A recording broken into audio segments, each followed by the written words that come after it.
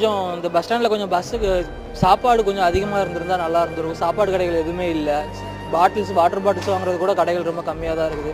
அதெல்லாம் கொஞ்சம் முன்னக்கூட்டியே பிளான் பண்ணியிருந்தாங்கன்னா கொஞ்சம் நல்லா இருந்திருக்கும். இப்போ சாப்பாட்டுக்கு பாருங்கள் எவ்வளோ க்யூ நிற்க வேண்டியது இருக்குதுன்னு.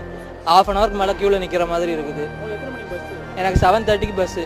மணி என்ன பாருங்கள், மணி 8:30 கிட்ட ஆக போகுது. இன்னும் பஸ் இன்னும் கிளம்பல. இன்னும் 1 ஹவர் டிலே ஆகுது. அதை அட்லீஸ்ட் இன்ஃபார்ம் பண்ணியிருக்கலாம். அதே டைம் சொல்லிட்டாங்க கோயம்பேட்டில். பட் ஆனால் இங்கே பார்த்தீங்கன்னா 1 ஹவர் டிலே தான் வருது.